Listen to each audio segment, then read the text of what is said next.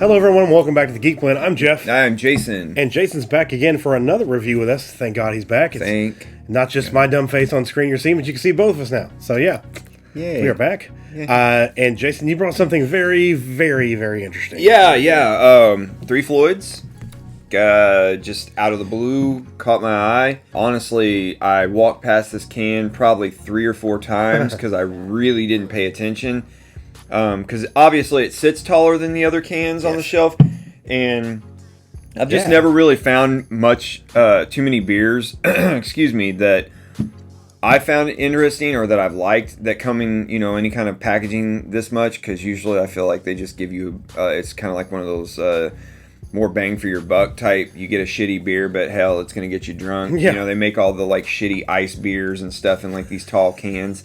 I don't know. Something in my head as far as marketing wise, I just don't look at things like this and I think that it's a decent product.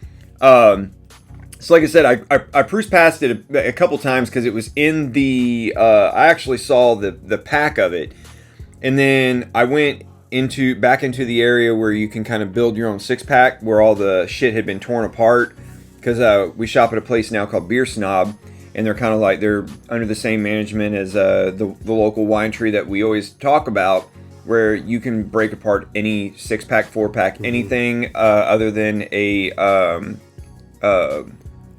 like a mixed pack that gives you more than 3 beers, like a seasonal pack. You can't break those apart. But yeah, anyway, I was explaining to him, I caught the Gumball Head character down here in the bottom corner. He caught my eye. I said, wait a second, it looks like Gumball Head. Picked it up, flipped it over, and I said, oh shit, this is a 3 Floyd's product. Then, once I started getting into it, I started realizing this can is literally, saturated with every character from their beer collection thus far. You got the Alpha King, the Munster, German guy that's in the tank. The Munsterfest beer that they do. Munsterfest. Which is amazing, by the way. Mm-hmm. Yeah, I mean, pretty much if you just look over this can, Zombie King, they're all on here. So yeah, that was kind of an interesting thing I noticed about it, but it's called People Power. It's sparkling ale with rare tea, black tea. I don't even fucking know where to begin with this beer. I don't know what it is. I really don't think it's, I don't know what style it is. It's a tall boy. Whatever sparkling ale is, I'm really just hoping that they're not trying to catch in on this fucking seltzer game bullshit that every other brewery is. I shouldn't say every brewery. Every major brewery. Yeah.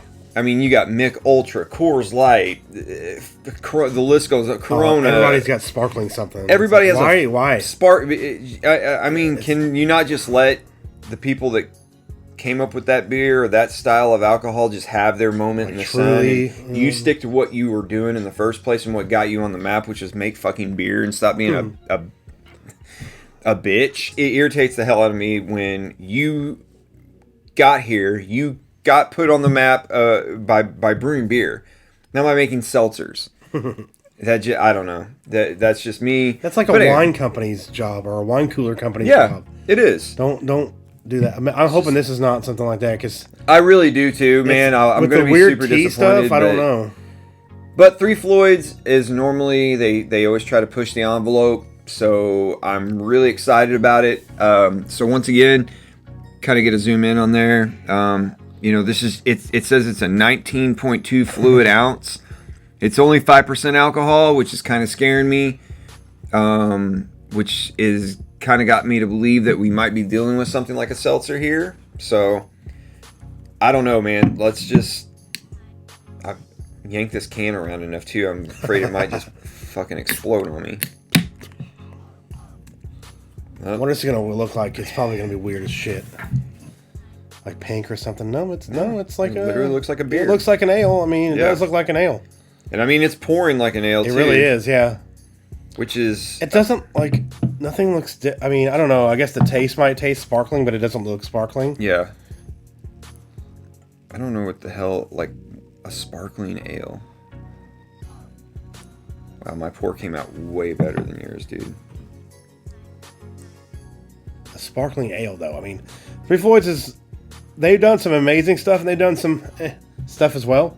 They done more of the amazing stuff than the stuff, but you know, I always like to give them a shot, especially like them in like 18th Street and DAIIXL, things like that. Things that I know I've had like a long streak of good stuff before I get to a dud. You know, there are some companies though that they keep giving me duds, and I'm like, maybe I should stop buying your shit.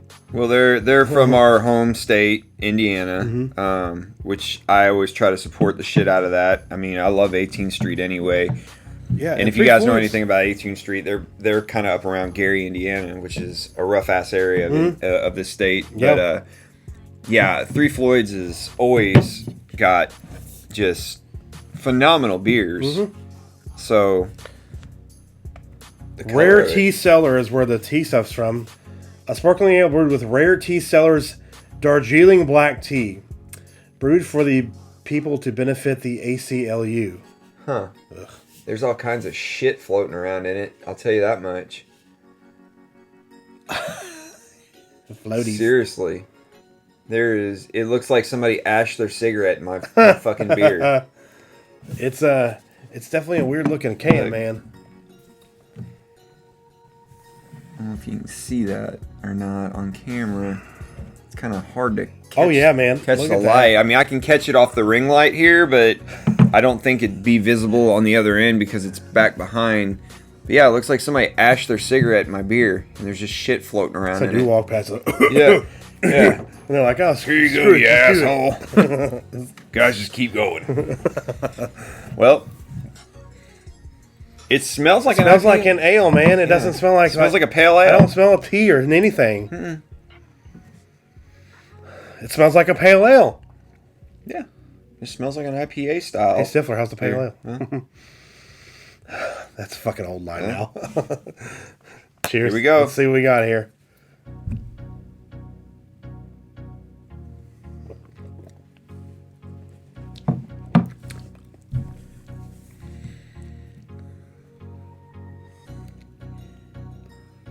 What am I tasting? Okay. Aftertaste is tea. There it is. It does. It just tastes like unsweet tea. But it starts off tasting like a regular pale ale. Like it does. Like, I don't know where it's not very strong. No, it's not. It's not. It tastes almost watered down. Like, it really tastes like It's kind of like on the back end though, it's kind of refreshing. Yeah. I mean, it's not heavy at all. No, it's like, you know what it reminds me of? Excuse me. Sam Adams 76. So that was a beer that was designed, when you poured that beer, it smelled so hoppy, and you were just like, oh, a lot of people that weren't a big fan of IPAs were immediately scared away just because of the smell of it. But then you drank it, and there wasn't much bitterness. It was very, very light and refreshing, very easy to drink. There wasn't, I mean, it was like just a simple, easy drinking beer. And this is a lot what I feel like it really reminds me of that beer. If anybody out there's ever had it, they know exactly what I'm talking about. That before it hits your nut, before it hits your palate, and you're trying to get it past your nose, your brain's just telling you like, oh, just be prepared for the bitterness, the bite that IPA is going to have. Yeah. But it's not there. It's just it's really light. Mm-hmm. It's really hard to describe it. It's got the immediate taste of a pale ale. And instead of the like hoppy bitterness bullshit that kicks in at the end, it's actually really light and then kind of almost a refreshing like iced tea flavor with it. Yeah. I mean, and not like that sweet tea. No. Yeah, like not like sugary sweet tea like you're going to have like your teeth itching by the time you're... it's not like McDonald's sugar water. Yeah. It is. I do get that tea, like you said. I didn't get it until you... It's almost like you have to tell your brain what you're actually tasting. I don't know. At first, I was like, I don't know, but... It's growing on me like really quickly. Really... this is an easy drinking beer. It is. This would be a great beginner beer for a lot of people who don't like IPAs. You're going to get a subtle IPA hoppiness to it. Yeah, it's very subtle on the pale ale side. Very subtle, but at the same time, like, you're not going to get overwhelmed with it to the point where, like, you just don't want to drink it. I don't feel like I'm going to be weighed down or it's going to sit on me all fucking night either. No. Like, I honestly, like, I was ready. Initial first drink, I was ready to, you know, like, karate chop the can off the fucking table and be like, piss on this shit, dude. This is garbage. No mercy, Cobra Kai. No, it's really good. The more and more I drink it, the more and more like I'm letting it sink in. I like it. Yeah, me too. It's actually it just has a very refreshing taste at the end of it after you get past the initial like kind of citrusy pale ale taste, you know. Then all of a sudden, it's very light, but it's got just a very refreshing flavor. Yeah. Like when you drink, it's like when you drink an iced tea, you feel refreshed. Yeah. At the end, that's what it tastes like. Oh. I really like it. No, it's definitely grown on me just as I'm sitting here. So, yeah, I'm kind of disappointed. I don't know if there's just more of this on the show. This is a new item. Oh yeah, you might not be able to find it anymore. Yeah. The way shit flies off the shelves nowadays, it's here one day and it's gone the next. Unfortunately, that's the hard part about doing some of these reviews is, you know, we do get some, we personally go out and we don't have any of this stuff sent to us, so we don't get this stuff ahead of time. But we try to stay on top of what comes out when it is available, and this way, you know, we can throw our 2 cents in on it. This I think had only been out for maybe a week or so whenever I grabbed it. At least that's what I discussed with the guy at the store. But honestly, like, I would go back and probably grab a little more of this. Yeah, me too. This is just a good beer to like have at dinner. And Yeah, actually, yeah. You wouldn't feel like you're excessively drinking, even though, like I said, that's what always scares me about beers that come in this size can. That you know, I feel like the better the beer, the smaller the packaging, because they don't want to give you a lot of something that's really good. They give you a lot of what really isn't good. But yeah, no kidding. No, this is a decent beer, man, and it's only 5%. Like 5% alcohol. That's nothing. Tall boy. I would love to know what Rarity Cellars Darjeeling Black Tea. Brewed for the people to benefit the ACLU. American Civil Liberties Union, yeah. Oh, yeah. Well, it's been a while since I've said anything really positive about Three Floyd's product. I think the last few reviews we've had has been kind of, you know, down in the dumps, but although we had that back-to-back ones where we did like I forgot about the wolves. Yeah, those were fucking good. Yeah, the wolves were and good. I couldn't fucking find it after that, of course. Yeah, shit. I mean, sold out real quick. We were probably about a month or so behind anyway on that, but yeah, that was the last one I'd had in a long time that I was, you know, actually impressed by. So yeah, good beer. Great beer, very good. Very good. Yeah. Thumbs up for me. Thumbs up. Yeah. Three Floyd's, nice job. This is really, really good. It's a really good. I got a hitchhiker's thumb. Oh, nice. Yeah, you do. Yeah.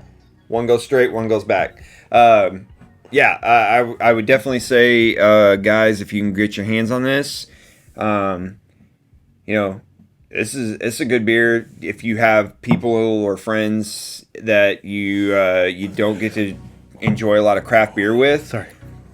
That you know, they can't get into IPAs. That's a great starter beer really right there. That's a great beer to get them started on. It's going to kind of ease them into ease their palates into it. So ease on down the road. Yeah. Awesome beer. It really is. Beer. Really good job, Three Floyds. That's great. Yeah.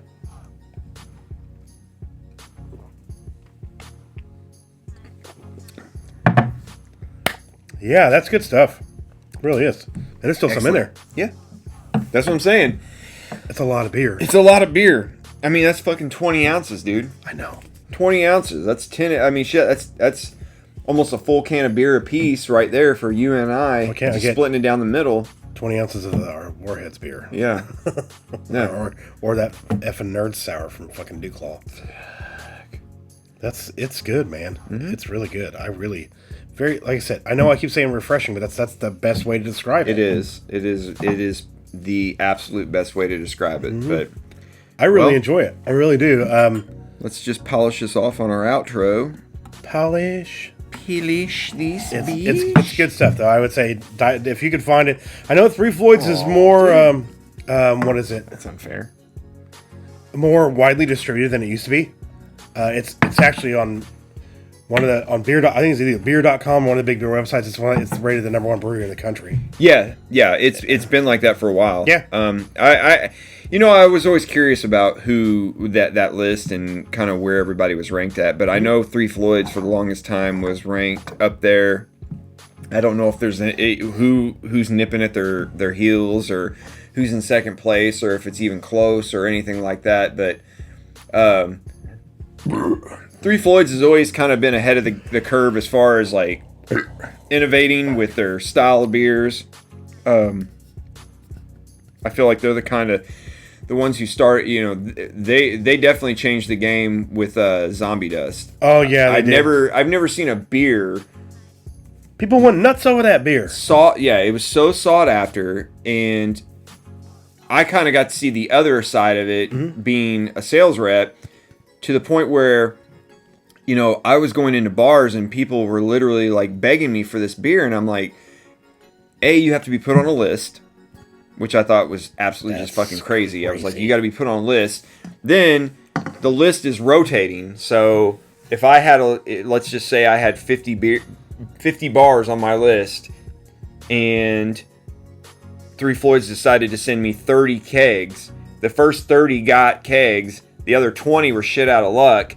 Then the next 30 kegs that they sent me, then the next 20 got them, and then the top 10, and it just kept going. I was like, this is insane.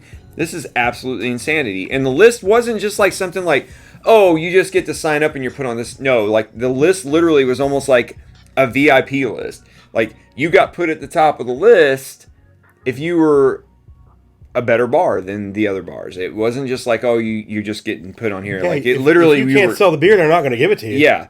So like the top, the most popular bars in the city. Guess what? You were at the top of the list, and you were pretty much almost guaranteed a keg every time it came out. I don't know. I thought it was absolutely fucking insane the way we did that shit for a while. It obviously kind of became readily more and more available. And it was the same way with, it was like a 1 case limit per account when we were releasing it. And dude, it used to be hard to find. I remember you bought a case that one time because you're like, dude, if I don't buy the case now, we're not going to get it for like 3 months. We weren't going to have it. And now you can get it. Now it's all. Now it's available in grocery. I never would have thought I would have seen the day that it would have been available in grocery. No. But yeah, you can get it in grocery now. It used to be only you could get it in liquor stores. That was it. Now you can go walk into a Schnucks, or that'd be, I guess, the equivalent of like a Publix to you people down south, or Kroger, kind of like that. But yeah, it fucking Walmart carries it, doesn't it? Walmart can get it, yeah. Walmart can get it. Sometimes Target. I saw it fucking Target, yeah. Saw it at Target. So yeah, it's a little more available than it used to be, but anyway, Floyd's, they always put out great shit. They always put out phenomenal beer. So I try to always buy anything new I see by them, and at least I know I'm going to be buying a quality product. I'm not going to be buying something that I feel like is just slapped together at the last second, or just somebody just was like, hey, let's just fucking use this and let's see what happens. Let's throw shit in the pot. Yeah, let's just throw shit in the pot, and hopefully we won't make shit stew. But hopefully it comes out gold instead of shit. Yeah. Hey, I mean, it is gold. Well, with Floyd's, they make that Munster Fest. It's that one that comes out in the fall. Mm-hmm. It's better than most Oktoberfest I've ever had. It's so freaking good. I love that beer. Oh, it's good. And I missed it this year. I was too focused on pumpkin beers. I forgot to buy some of it because my brother was like, "Did you find any of that this year?" I'm like, "I did, but it's gone." Yeah. My brother John loved it so much. Like, he loved that beer.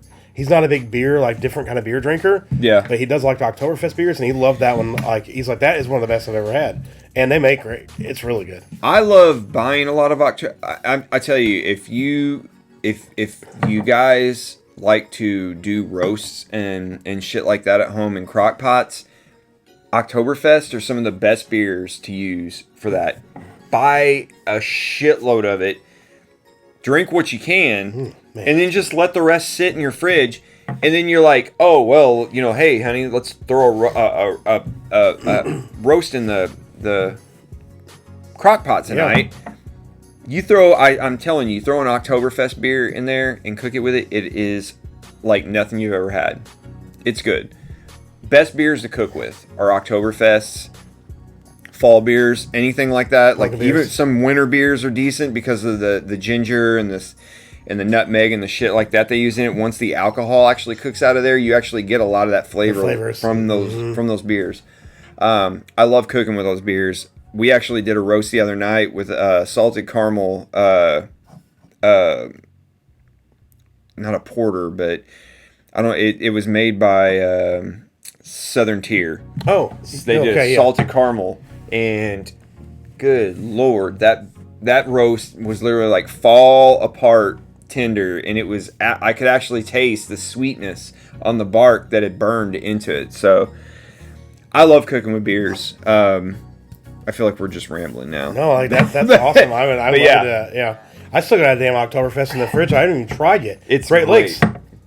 Oh yeah. Yeah, I forgot to do an episode on that to talk about it. I mean, I still haven't touched any of them. I still got a 6-pack of it. Well, I mean, dude, I've heard Great Lakes. I mean, I like their stuff. Like that Imperial, that freaking the Nosferatu, was fucking awesome. Yeah, it was really good. So I was like, and I saw that as an Oktoberfest. It's still at Meijer. As Oktoberfest was ending, was ending. I'm like, I'm gonna get that, and I did, and I forgot to fucking do it. Yeah, it's. I mean, I like buying things that I especially good beers, the seasonal ones, because even if I don't drink them, they can sit in my fridge for a few months, but I'll always use them to cook with. Yeah, great beers to cook with. That's awesome. I'm glad. I need to try that. I need to try that. No, Three Floyd's. Thank you. Yeah. Really good beer. Awesome. Amazing beer. Love it. Definitely highly recommend finding this one.